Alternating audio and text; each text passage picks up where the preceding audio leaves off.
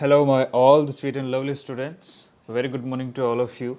So myself Vinay Sudhar, and today we will be discussing the civics class 8, chapter number 2, understanding secularism. Okay. So I know that you all have must have heard about the secular things or secularism. You can say secular चीज़ क्या होती है, what it is about. Okay. So we have already discussed in our earlier chapters also, the chapter number 1 of civics, and you will understand about it in the upcoming chapters also. So secularism is something like a country which does not provide any privilege or importance to any one religion is known as a secular country, or you can say they follow the secularism. Okay.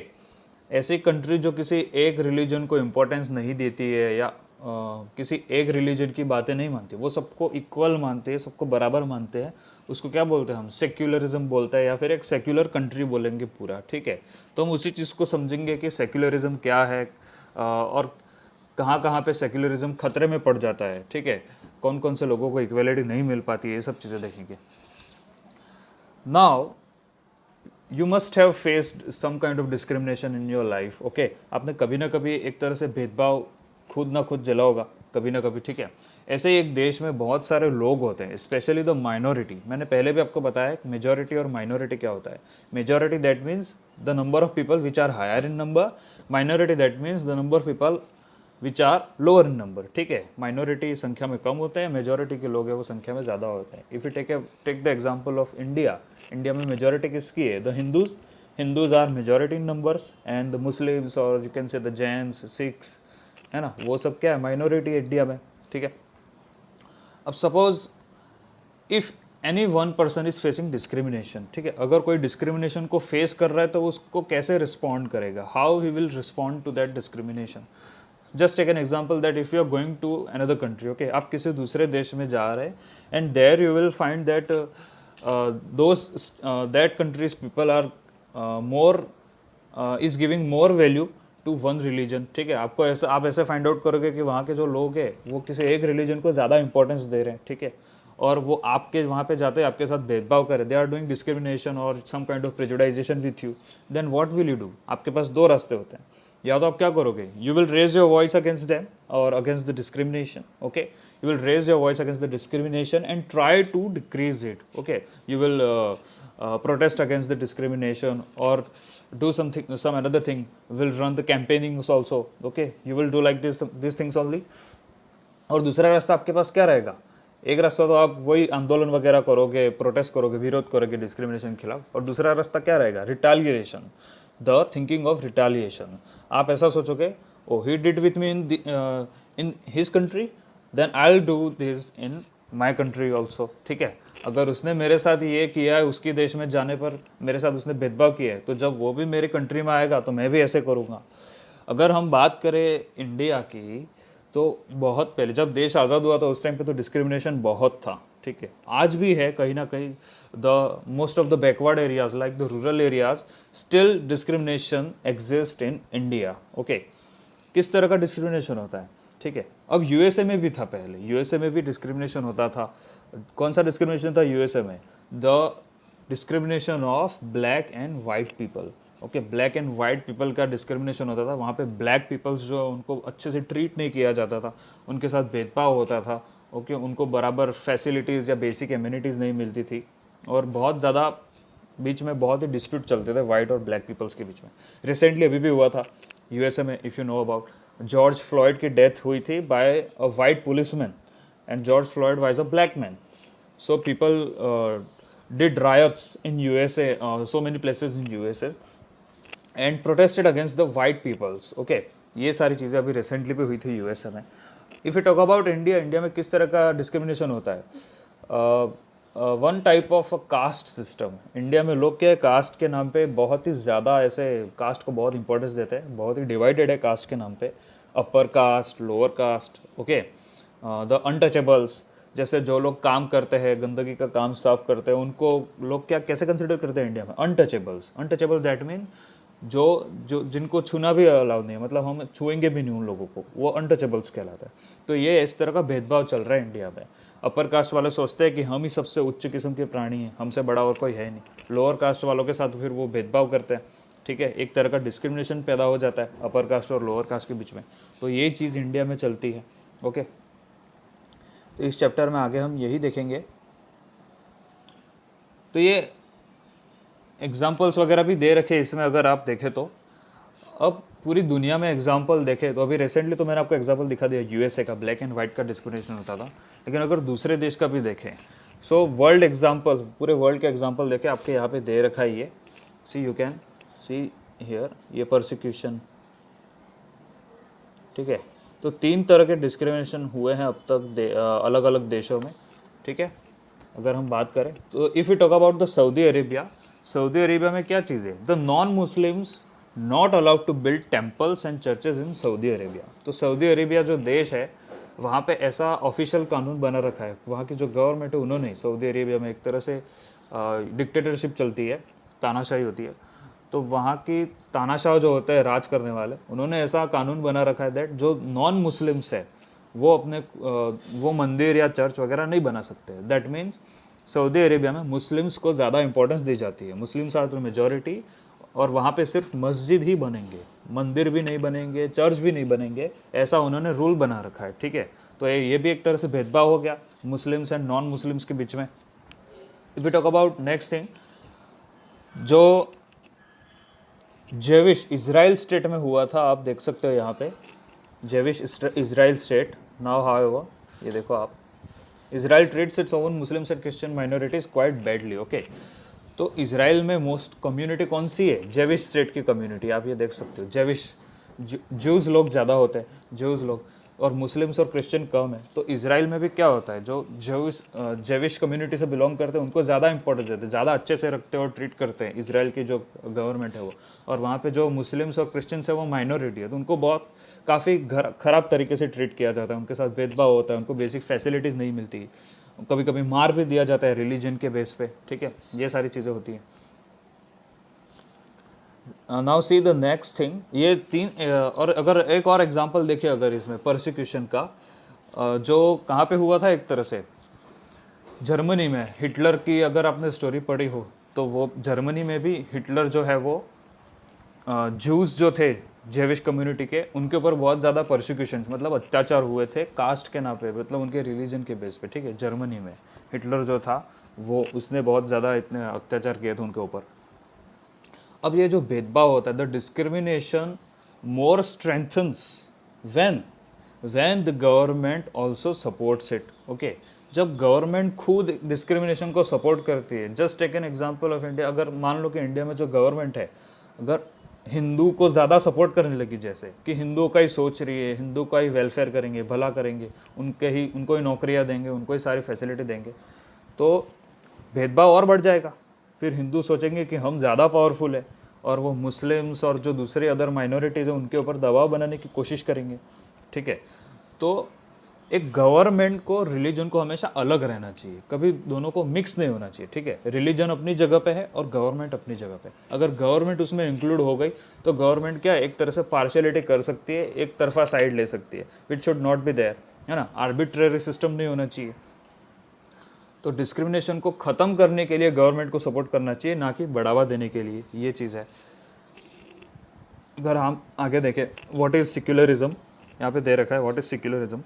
तो secularism हमने अभी देख लिया कि एक तरह से secularism क्या सकता है। अगर इंडिया की ही बात करें, अगर एक तरह से इंडियन स्टेट की बात करें, इंडिया के कॉन्स्टिट्यूशन की बात करें, तो इंडिया एक सेक्युलर स्टेट कैसे बनता है, बिकॉज द इंडियन गवर्नमेंट और the Indian states provides no importance to any one religion. Okay, so that is why it is known as a secular country.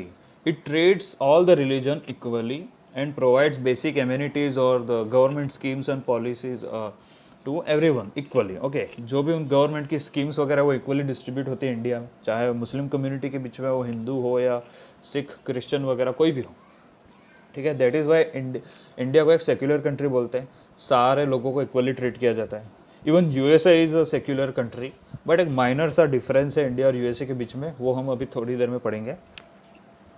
तो इंडिया को एक सेक्युलर कंट्री क्या बोलते हैं, individuals have freedom to live by their religious beliefs and practices as they interpret this. Okay, because in India, if we talk about India, Muslims and Hindus and other religious peoples have freedom, are free to practice their religion or practice the rituals what they believe on it. Okay, जिसके ऊपर वो believe करते हैं वो रीति रिवाज अपना सकते हैं. Even they can change their religion also in India. Okay, Hindu से मुस्लिम बनना, मुस्लिम से हिंदू बनना, ये सब भी चलता है इंडिया में. ठीक है, तो ये सारी आज़ादी दे रखी है एक तो इंडिया में. Separate power of religion and power of state. Okay, India में रिलीजन को भी अलग रखा गया है, स्टेट को भी अलग रखा गया है. ऐसा नहीं कि गवर्नमेंट एक रिलीजन को इंपॉर्टेंस दे रही है, वो बार बार इंटरफेयर कर रही है. रिलीजन अपनी जगह पे और गवर्नमेंट अपनी जगह पे. Separation is important in order to protect minorities. अब ये सेपरेशन ज़रूरी क्यों है? रिलीजन को गवर्नमेंट से अलग रखना क्यों ज़रूरी है? ताकि माइनॉरिटीज़ को कोई खतरा ना हो. अगर गवर्नमेंट का इन्वॉल्वमेंट हो गया तो वो मेजोरिटी का ही साथ देगी, ऐसे चांसेस ज़्यादा होते हैं. ठीक है, तो ऐसे केसेस में क्या होता है, माइनॉरिटीज़ के ऊपर दबाव बन जाता है, दबाव ज़्यादा बढ़ जाता है, जिससे वो अपनी आवाज़ नहीं उठा सकते, उनको बराबर इक्वलिटी नहीं मिल पाती है. ठीक है, और फिर धीरे धीरे क्या होता है, उनके साथ प्रिजुडाइजेशन या फिर भेदभाव होने लगता है और उनका स्टैंडर्ड जो होता है, स्टैंडर्ड ऑफ लिविंग भी बहुत गिर जाता है धीरे धीरे. ठीक है, tyranny of majority may lead to discrimination, coercion and even killing of religious minority. तो जो अत्याचार होते हैं एक रिलीजन के दूसरे रिलीजन के ऊपर, तो इसमें बहुत बार क्या होता है, किलिंग भी हो जाती है. रिलीजन के नाम पे दंगे फसाद हो जाते हैं, एक दूसरे को मार काटते हैं. ठीक है, ये कोवर्जन जो दे रखा है यहाँ पे, उसका मतलब ही वही है कि किसी पे अत्याचार, कोई एक वन रिलीजन है, the one religion forces another religion to accept their rules. Okay, एक रिलीजन है, जैसे इंडिया में हिंदू है, वो मुस्लिम्स को अगर फोर्स कर रहे हो कि आप हमारा कहना मानो, हमारे रूल्स को फॉलो करो. ठीक है, हम जैसे कहें ऐसे करो, तो उसको क्या बोलते हैं, कोवर्जन बोलते हैं. ठीक है, अगर ऐसा नहीं करेंगे माइनॉरिटीज़ या मुस्लिम्स, तो फिर वो भेदभाव शुरू हो जाएगा, माइनॉरिटीज़ को बराबर फैसिलिटीज़ नहीं मिलेंगी. ये जस्ट एन एग्जांपल है, ऐसा रियलिटी में इंडिया में बहुत कम होता है, ना के बराबर. बहुत बार रिलीजन के बेसिस पे देश में हत्या भी हो जाती है, किलिंग ऑफ रिलीजियस माइनॉरिटीज़, है ना. बहुत बार इंडिया में दंगे हुए हैं, 2002 के दंगे थे और उससे पहले भी हुए और बाद में भी हुए हिंदू मुस्लिम के दंगे, जिसमें बहुत ज़्यादा हिंदू भी मर जाते हैं, बहुत ज़्यादा मुस्लिम्स भी मर जाते हैं, माइनॉरिटीज़ को बहुत ज़्यादा खतरा रहता है. ठीक है, और ये जो टिरैनी लिखा है उसका मतलब ही वही है, अत्याचार करना किसी पे. The tyranny of the majority could result in the discrimination. तो बहुत बार होता है कि अगर मेजॉरिटी जो है वो माइनॉरिटी पे अत्याचार कर रही है, परसिक्यूशन कर रही है, ऑफेंसेस कर रही है, तो इससे क्या होता है, भेदभाव पैदा हो जाता है और दोनों के बीच में एक तरह से क्या हेट्रेड पैदा हो जाती है, नफरत पैदा हो जाती है. मुस्लिम्स, हिंदूज, मैं बार बार हिंदू मुस्लिम इसलिए बोल रहा हूँ क्योंकि हम इंडिया में रहते हैं, तो आपको और अच्छे से समझ में आएगा. ठीक है, so don't take it personally, just take an example. Okay, any form of domination based on religion is in violation of the rights that a democratic society guarantees to each and every citizen irrespective of their religion. Therefore, the tyranny of the majority and the violation of fundamental rights that can result is one reason why it is important to separate the state and religion in democratic society. तो इसीलिए किसी तरह का discrimination ना हो, majority हो minority पे दबाव ना बनाए, डोमिनेशन ना हो जाए, डोमिनेंट ना हो जाए, इसीलिए एक स्टेट को और रिलीजन को सेपरेट रखना बहुत ही ज़्यादा ज़रूरी हो जाता है ऐसे केसेस में. ठीक है, another reason that is important to separate religion from the state is democratic societies is because we also need to protect the freedom of individuals to exit from their religion. Okay, तो हमें क्या करना है, बहुत बार की ऐसे नहीं, protect freedom of individual, her person की फ्रीडम को बचा के रखना है. ऐसा नहीं कि माइनॉरिटीज़ को आज़ादी ही नहीं है अच्छी कुछ करने की, अपना बिजनेस स्टार्टअप नहीं कर सकते या कोई अपना खुद का रिलीजन नहीं अपना सकते, मस्जिद नहीं बना सकते, मंदिर नहीं बना सकते. ठीक है, ऐसा किसी को हमें रोकना नहीं है, सबको प्रोटेक्ट करके रखना है. We should respect every religion and embrace all the other religions. Okay, हमें सारे रिलीजन्स की प्रशंसा करनी है, ऐसा किसी को छोटा बड़ा नहीं समझना कि ठीक है कि हमारे कास्ट है, हमारा जो धर्म है वो सबसे बड़ा है, दूसरों का धर्म छोटा है, ऐसा कभी भी क्रिएट नहीं करना है, ऐसा एम्बियंस ज़रा भी नहीं करना है. और have freedom to interpret religious teaching differently. Okay, और सबको आज़ादी होनी चाहिए अपना रिलीजियन अपने बच्चों को पढ़ाने की. जैसे मुस्लिम्स को आज़ादी होनी चाहिए अपनी मुस्लिम कम्युनिटी को पढ़ाने की, to tell them about the Muslim laws and regulations and the Muslim culture. Okay, Hindus must have the freedom to tell their children about Hindus culture and Hindu laws and regulations. Okay, ये सारी चीज़ें उनको आज़ादी होनी चाहिए. हिंदू मुस्लिमों को रोक नहीं सकते कि आप अपने कल्चर के बारे में मत बनाओ, और मुस्लिम भी हिंदुओं को नहीं रोक सकते. Dominant religions might face resistance from community members. Okay, तो बहुत बार होता है कि जो डोमिनेंट रिलीजन होता है वो एक तरह से विरोध भी फेस करता है। बहुत बार क्या होता है, मेजॉरिटी है वो माइनॉरिटी पे दबाव बनाने की कोशिश करती है, तो माइनॉरिटी क्या करती है, आवाज़ उठाती है, रेजिस्टेंस, विरोध करती है कि आप हमारे साथ ऐसे नहीं कर सकते। ओके, सेम थिंग इंडिया में आए दिन होती रहती है कि धर्म के नाम पे दंगे फसाद शुरू हो जाते हैं और फिर एक दूसरे का विरोध करते हैं कि हमें भी अधिकार है जीने का, हम आप हमारे साथ ऐसा नहीं कर सकते वगैरह। सही, ये जो आप फोटो देख रहे हैं, पिक देख रहे हैं यहाँ पे, ये with the help of this painting the reader or this chapter is trying to show us that we must be together in any situation, okay, whether we belong from any community, okay, whether either Muslim or Hindus or any other community, we must be together in any situation। मस्जिद, मंदिर और gurdwara, God जो Christianity होती है, सबको साथ दिखाया गया। और यहाँ पे पेंटिंग में दिखाया गया, हिंदी में लिखा गया, हम साथ साथ हैं। Okay, whether we belong from any community, we are together in any situation. Okay, ये पेंटिंग बहुत अच्छी है। Now what is Indian secularism? अगर हम बात करें इंडिया में सेक्युलरिज्म को क्या बोल सकते हैं हम एक तरह से, so one religious community does not dominate another. India secular कब, इक्वलिटी कैसे आती है कि एक रिलीजन जो है वो दूसरे रिलीजन पे किसी तरह का दबाव ना बनाए, ठीक है। एक तो इसको सेक्युलरिज्म हम बोल सकते हैं। दूसरा क्या सेक्युलरिज्म बोल सकते हो, some members do not dominate other members of the same religion community, religious community. Okay, ऐसा ना हो कि हिंदुओं में ही कुछ एक लोग हैं जो हिंदुओं में ही दबाव बना रहे कि आप माइनॉरिटीज़ के ऊपर दबाव बनाओ, माइनॉरिटीज़ के साथ ऐसा करो वैसा करो। ऐसा नहीं होना चाहिए। हिंदू साथ में रहने चाहिए, मुस्लिम्स भी साथ में रहने चाहिए और दोनों इक्वली ट्रीट होने चाहिए by the government and by the people itself. Okay, state does not enforce any particular religion not take away the religious freedom of individuals. और जो स्टेट होता है, जो जैसे कोई कंट्री होती है, तो वो किसी एक रिलीजन को इम्पोर्टेंस नहीं दे सकती है, ठीक है। उसके दिमाग में, उसकी थिंकिंग में क्या है, सारे रिलीजन एक समान है, सबको इक्वल इंपॉर्टेंस देंगे। अब इंडियन स्टेट है, अगर इंडिया की बात करें तो वो खुद भी एक तरह से रिलीजन से क्या एक दूरी बनाए रखता है।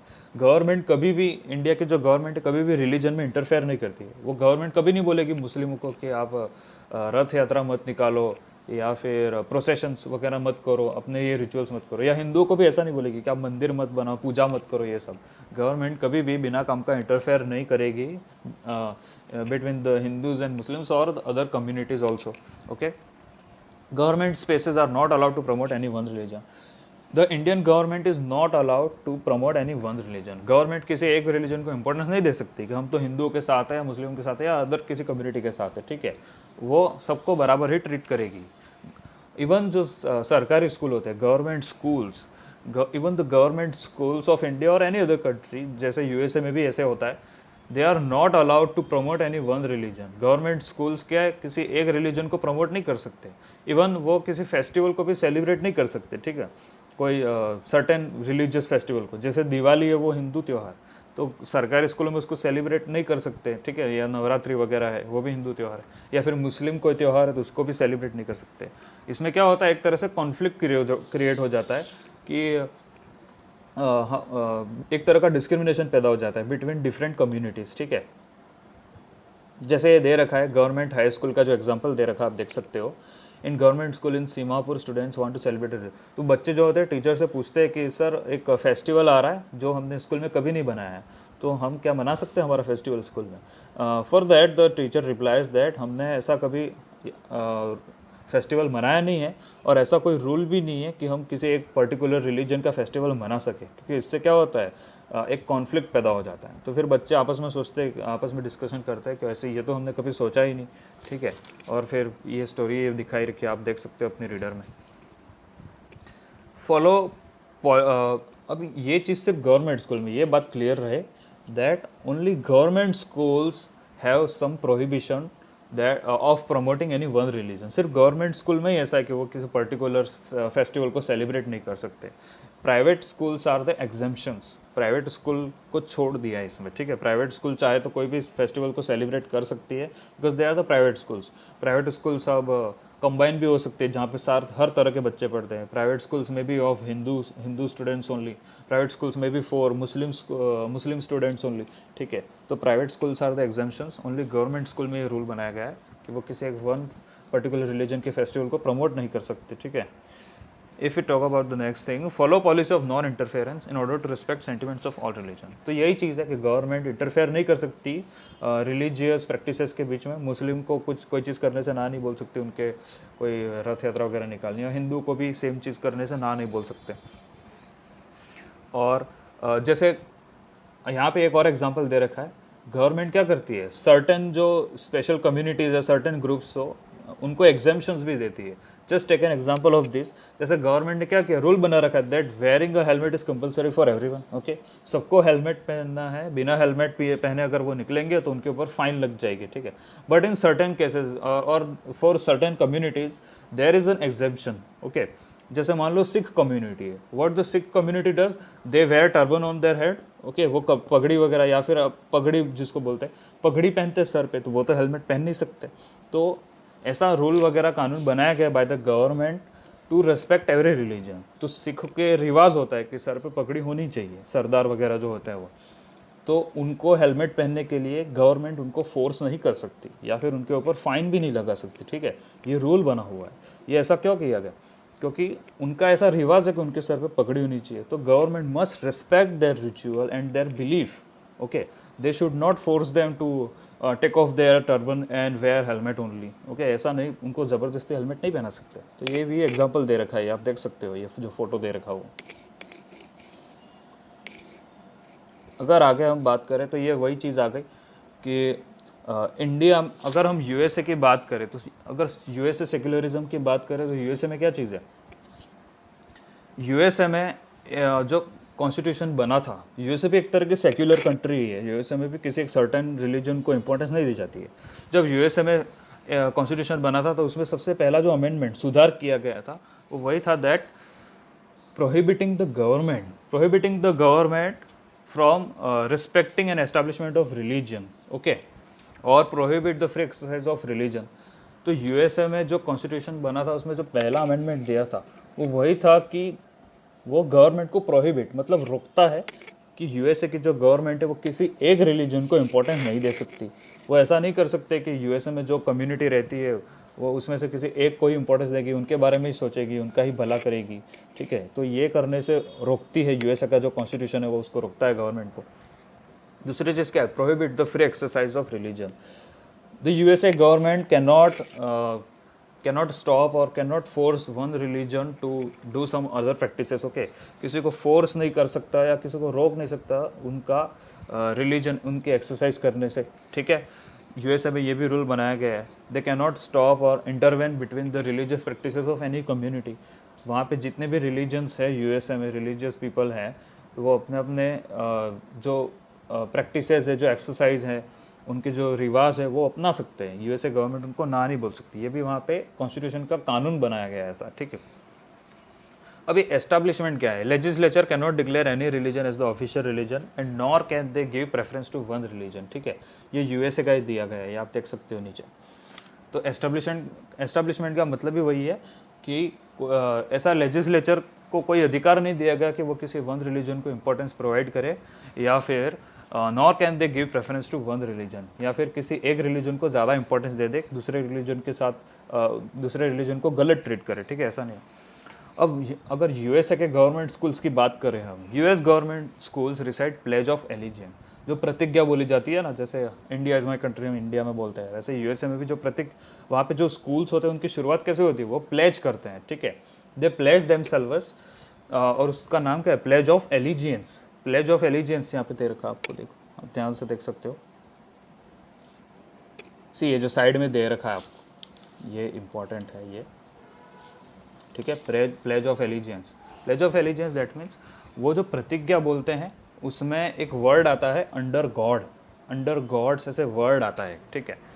तो यूएसए गवर्नमेंट स्कूल्स के लिए भी एक कानून बना रखा है कि जो प्लेज ऑफ एलिजेंस उसमें अगर ऐसे कोई वर्ड आते हैं और suppose if any one student thinks कि ये जो वर्ड है ये मुझे नहीं बोलना चाहिए, ये मेरे धर्म के खिलाफ है, ठीक है, मेरे मुंह पे ये वर्ड नहीं आना चाहिए, तो वो नहीं बोल सकते, ठीक है। वो अगर नहीं बोलेंगे तो कोई उनको ऐसा नहीं बोलेगा कि आपने ये वर्ड क्यों नहीं बोला, ये सब भी कानून बना हुआ है, ठीक है, कि कोई उनको फोर्स नहीं कर सकता सर्टेन चीज़ बोलने के लिए अगर उनके धर्म के खिलाफ जा रही है तो, ठीक है। Neither the state nor religion can interfere in the affairs of one another in USA. अब ये डिफरेंस है, ये ध्यान से सुनना।